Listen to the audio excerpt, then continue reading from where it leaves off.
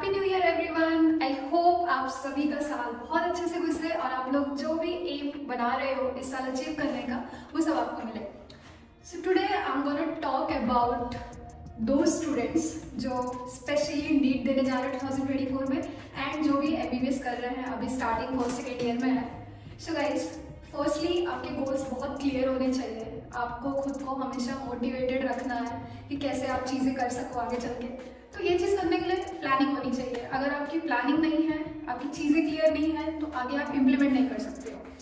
तो first of all let's get start. So firstly let's talk about NEET aspirants जिनको अभी बहुत ज़्यादा मोटिवेशन की ज़रूरत है। Guys, nobody is your best friend except your books. तो अपने बुक से दोस्ती करो, प्रैक्टिस करो as much you can. Previous year के पेपर लगाओ, न्यू क्वेश्चन सॉल्व करो और जो मिस्टेक्स हो रही हैं उसे चेक करो कि वो गलत क्यों हो रही है। यू नो, डोंट जज योर सेल्फ कि मार्क्स कम आ रहे हैं इट मीन्स आपसे नहीं होगा। आपको उस जोन में बिल्कुल नहीं जाना है। प्रैक्टिस करने का मतलब है, क्वेश्चन लगाने का मतलब है कि आप वो चीज़ देख सको कि आप गलत कहाँ हो रहे हो, क्योंकि अगर आप अभी गलत हो रहे हो तो आगे चल के सही होगे। तो जितना ज़्यादा से ज़्यादा हो सके आपको उतना पेपर वगैरह प्रैक्टिस करना है अपने सेल्फ असेसमेंट के लिए, ना कि खुद को डिमोटिवेट करने के लिए। उससे पॉजिटिव चीज़ें सीखनी है, नेगेटिविटी की तरफ बिल्कुल नहीं जाना है। And those who demotivate you, please उनसे इतना ज़्यादा डिस्टेंस बना लेना है कि वो ये भी ना जान सके कि आप कब सो रहे हो कब उठ रहे हो। नेगेटिविटी से दूर रहिए, खुद पे फोकस कीजिए। You have to focus on your health. आपका टाइम से खाना होना चाहिए, आपका टाइम से स्लीप साइकिल मेंटेन होना चाहिए। आपका कब सोना है, कब उठना है, कब खाना है, कब पढ़ना है। And you need a break to.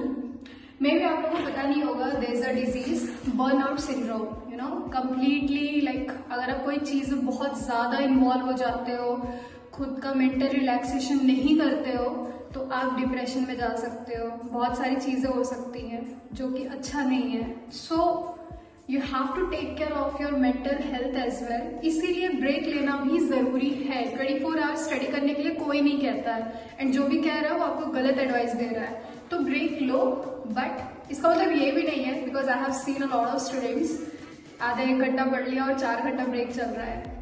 ऐसे भी सिलेक्शन नहीं होने वाला भाई, ये काम मत करना।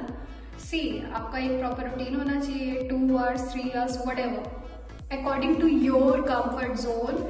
जितना आपका ब्रेन जितना एक्टिव रह सके उस ड्यूरेशन में, उसके अकॉर्डिंगली आपको अपनी स्टडी प्लान करनी है। And then you have to take a short break, और उस ब्रेक में आपको जो भी चीज़ें अच्छा लगता है, you want to have coffee, tea, you want to eat something, you want to listen music और do whatever you want. जिस चीज़ से भी आपको माइंड रिलैक्सेशन मिलता है, आपको शॉर्ट मिनी ब्रेक लेना है। Maybe 10 minutes, 15 minutes, 20 minutes, I guess इतना इनफ होता है। इसमें ही आपको अपना माइंड रिलैक्स करना है and then you have to start again. तो अगर आप ये चीज़ें फॉलो कर रहे हो ना, and strictly according to your routine, trust me guys, आपका सिलेक्शन होने से कोई नहीं रोक सकता है। सो जो आपको ध्यान देना है वो ये है, कंसिस्टेंसी। हार्डवर्क तो बहुत ज़रूरी है, बट अगर कंसिस्टेंसी मेंटेन नहीं है तो आप ये सोच रहे हो मैं 4 दिन पढ़ के 4 दिन छुट्टी मना दूंगा एंड दिन काम हो जाएगा, तो ये भी आप गलत सोच रहे हो। So you have to focus on yourself, your goals, your mental health, it should be your priority and consistency of course. अगर आपकी ये सब चीज़ें मेंटेन है तो आपका नीट सिलेक्शन कोई नहीं रोक सकता है। तो ये तो रही नीट स्टूडेंट्स के लिए, प्लीज़ इस पर ध्यान दें। एंड अगर ज़िंदगी में मोटिवेशन की कमी हो ना, तो सिर्फ एप्रन और स्टेथोस्कोप देख लें, मोर देन इनफ होगा आपको वापस उस जोन में लाने के लिए कि yes I have to do this to get this. And अगर मैं मेडिकोर्स की बात करूँ, भाई मैं खुद ये चीज़ फील की हूँ।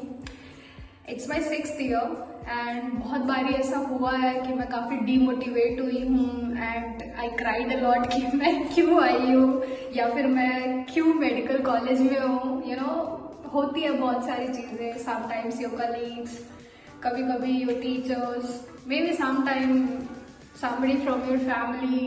तो कुछ ऐसा इमोशनल ट्रॉमा हो जाता है, फिर आप इतना ज़्यादा स्ट्रेस ले लेते हो कि आपको ना पढ़ने का मन करता है ना आपको कुछ करने का मन करता है, and you don't know actually what to do.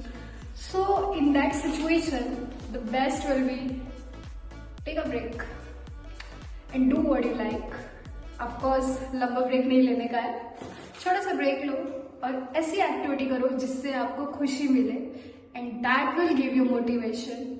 ठीक है, एंड वो भी इनफ ना हो ना, तो बस एक बार ये सोच के देखना जैसे ही आपको डिग्री मिलेगी आपकी लाइफ कैसी होगी, एंड जब आप हॉस्पिटल में जाओगे and when you will save somebody's life how you gonna feel, ये थॉट प्रोसेस अपने दिमाग में रखना, एंड देन आपको ऑटोमेटिकली वो जैसे आपका मूड ऐसे स्विच होगा ना, I have to, you will feel this, try this. And बहुत सारी चीज़ें होती हैं एक्चुअली स्टूडेंट्स को पता ही नहीं होता है कि कैसे करना है, क्या करना है, गाइडेंस की कमी होती है.